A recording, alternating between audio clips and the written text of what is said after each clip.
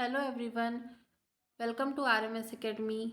आज का हमारा टॉपिक है विज्ञान की विभिन्न शाखाएं एवं उनका अध्ययन। तो आइए हम लोग जानते हैं कि विज्ञान की किस शाखा का क्या नाम है और उसके अंतर्गत किस चीज़ का अध्ययन किया जाता है। एग्ज़ाम में यहाँ से एक क्वेश्चन आने के चांसेस रहते हैं। तो देखते हैं कि कौन कौन सी ब्रांच है। पहली ब्रांच है एंथ्रोपोलॉजी। एंथ्रोपोलॉजी के अंतर्गत मानव जाति के सांस्कृतिक विकास का अध्ययन किया जाता है। नेक्स्ट है एंटेमोलॉजी। इसके अंतर्गत कीटों का अध्ययन होता है। इसे आप एक ट्रिक बना सकते हैं याद करने के लिए कि मेरा एक फ्रेंड है एंटोनी और वह मोबाइल का कीड़ा है। तो क्या एंटोनी से क्या बना? एंटेमोलॉजी, मोबाइल का कीड़ा है मतलब कीटों का अध्ययन होता है इसके अंतर्गत। नेक्स्ट है ईथोलॉजी। ईथोलॉजी के अंतर्गत जीवों के आचार व्यवहार का अध्ययन होता है। नेक्स्ट है ऑर्निथोलॉजी। ऑर्निथोलॉजी के अंतर्गत पक्षियों का अध्ययन होता है। कैलोलॉजी।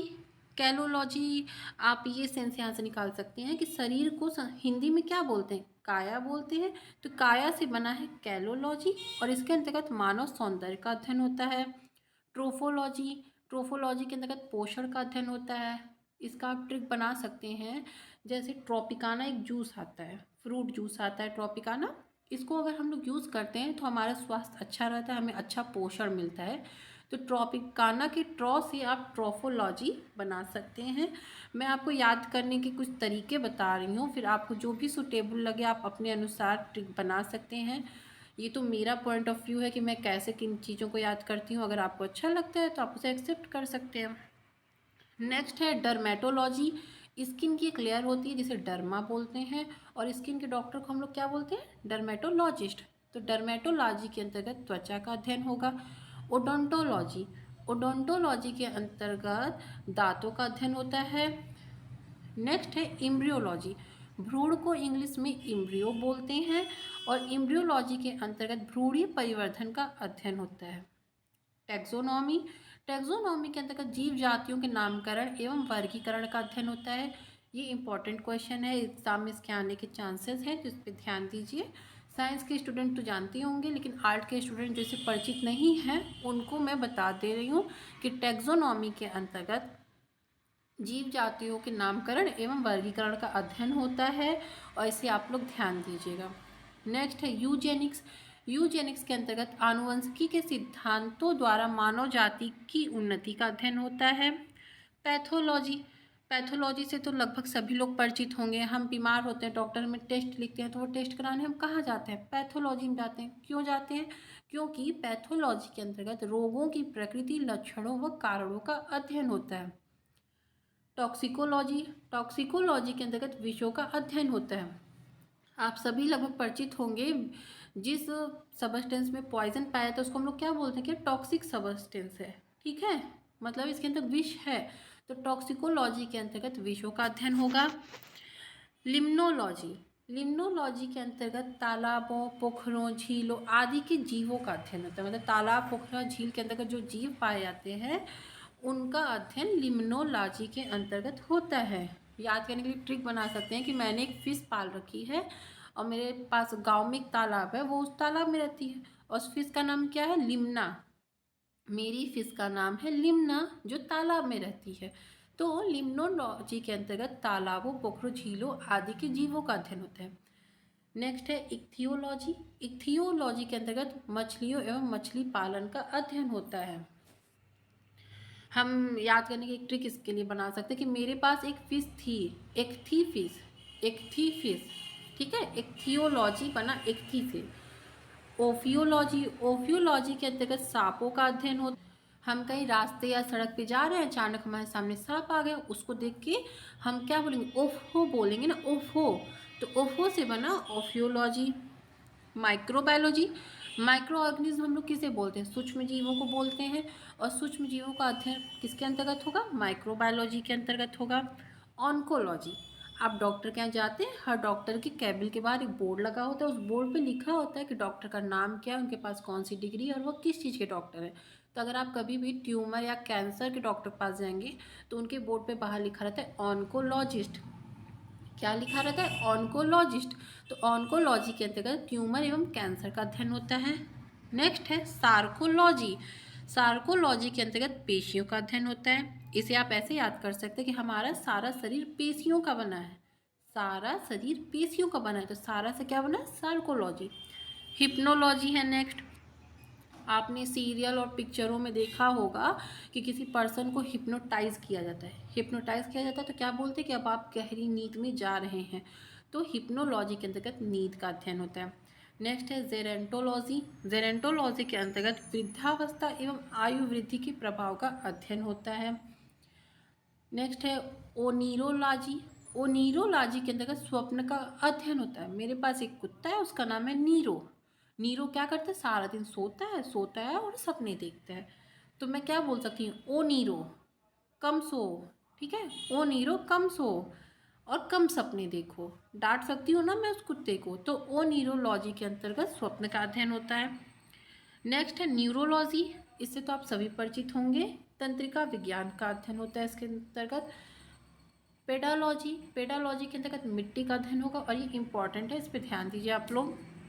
नेक्स्ट है हाइड्रोपोनिक्स। हाइड्रोपोनिक्स के बारे में मैं आपको बता दूं, इसमें पानी के अंतर्गत पौधों का कल्टीवेशन किया जाता है और हाइड्रा का मतलब होता है पानी या वाटर, ठीक है। हाइड्रोपोनिक्स के अंतर्गत मृदाविहीन पादप संवर्धन का अध्ययन, मतलब मिट्टी के बिना कल्टीवेशन किया जाता है प्लांट का। नेक्स्ट है ओलेरी कल्चर। ओलेरी कल्चर, ठीक है। हमारे गली मोहल्ले में सब्जी बेचने वाला था, क्या बोलता है, आलू ले लो, प्याज ले लो, मटर ले लो, हाँ, या गाना भी गा गा के बहुत से सब्जी वाले सब्जी बेचते हैं, तो ओलेरी, ओलेरी बोल सकता है ना।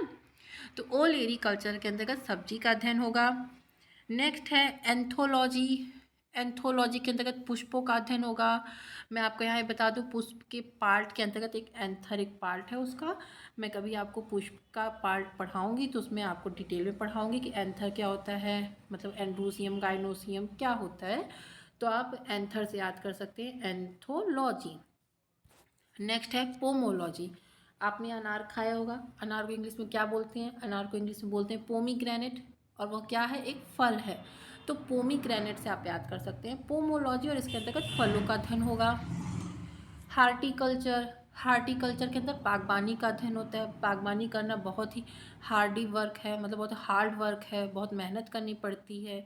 तो हार्टिकल्चर, हम हार्ड वर्क करेंगे तो क्या करेंगे, हम बागबानी करेंगे। तो हार्टिकल्चर के अंतर्गत बागबानी का अध्ययन होता है, और एम.एच. मैरीगौड़ा भारतीय बागबानी की जनक हैं। नेक्स्ट है एल्गोलॉजी। एल्गोलॉजी के अंदर शैवालों का अध्ययन होता है। शैवाल को साइंस की लैंग्वेज में एल्गी बोलते हैं, ठीक, तो एल्गी से बना एल्गोलॉजी। एनाटमी। एनाटमी के अंतर्गत आंतरिक संरचना का अध्ययन होता है, चाहे वह मनुष्य की एनाटमी हो चाहे प्लांट की एनाटमी हो। ब्रायोलॉजी। ब्रायोलॉजी से ब्रायोफाइटा बन रहा है, ठीक है। ब्रायोफाइटा का अध्ययन किसके अंतर्गत होगा, ब्रायोलॉजी के। नेक्स्ट है डेंड्रोक्रोनोलॉजी। डेंड्रोक्रोनोलॉजी के अंतर्गत वृक्षों की आयु का अध्ययन होता है। डेंड्रोलॉजी, मेरे बाल हैं उनमें बहुत ज़्यादा डैंड्रफ हो गया है, और मेरे बाल डैंड्रफ से कैसे हो गए, झाड़ी जैसे हो गए, ठीक है। तो डेंड्रोलॉजी के अंतर्गत वृक्षों एवं झाड़ियों का अध्ययन होगा। Economic botany. अगर आप आर्ट के स्टूडेंट होंगे तो आप अच्छे से जानते हैं इकोनॉमिक्स किसे बोलते हैं, अर्थशास्त्र को हम लोग इकोनॉमिक्स बोलते हैं, ठीक है। उसी से बना इकोनॉमिक मतलब आर्थिक, और बॉटनी मतलब विज्ञान। तो बॉटनी के अंतर्गत किसका अध्ययन होता है, पेड़ पौधों का होता है, और जूलॉजी के अंतर्गत जीव जंतुओं का। तो इकोनॉमिक बॉटनी के अंतर्गत आप किसका अध्ययन करेंगे, आर्थिक महत्व के पौधों का अध्ययन करेंगे। नेक्स्ट है माइकोलॉजी। माइकोलॉजी के अंतर्गत कवकों का वैज्ञानिक अध्ययन होता है, ठीक है। फाइकोलॉजी अभी मैंने ऊपर बताया आपको, शैवाल का अध्ययन। पेलियोबॉटनी के अंतर्गत जीवाश्म का अध्ययन होता है, पादप जीवाश्म का अध्ययन होगा क्योंकि यहाँ बॉटनी लगा है, और इसके अंदर फॉसिल भी बोल सकते हैं आप जीवाश्म को। टेरिडोलॉजी के अंतर्गत टेरिडोफाइटा का अध्ययन होगा। अर्बोरिकल्चर के अंतर्गत वृक्ष उत्पादन का अध्ययन। जब हम वृक्ष लगाएंगे बहुत बड़े पैमाने पे तो उसे वृक्ष उत्पादन कहा जाएगा ना।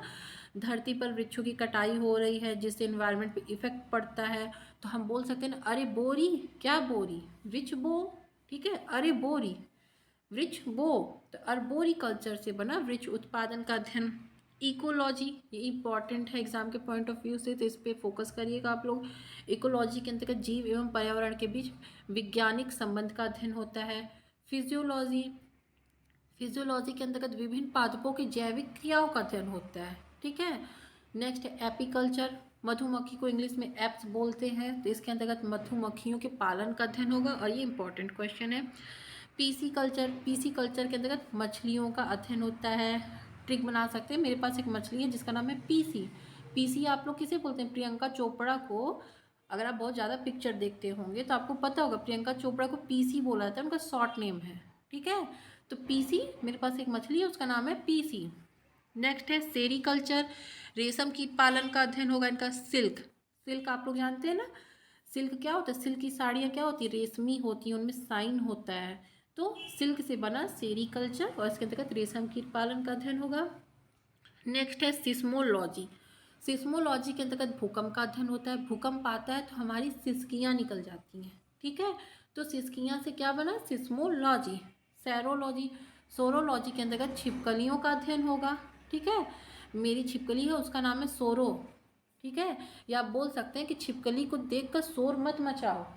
घर में छिपकली है तो उसे देख के शोर मत बचाओ, तो शोर से क्या बना? सोरोलॉजी। या आप ऐसे भी पढ़ सकते हैं कि मेरी छिपकली का नाम है सोरो। अगर आप ऐसे हर चीज़ को पेयरिंग करके याद करेंगे तो आसानी से ब्रांच याद हो जाएंगी, इसमें कोई भी डिफ़िकल्टी नहीं आनी चाहिए आपको। तो आज के लिए थैंक यू, मिलते हैं नेक्स्ट वीडियो में।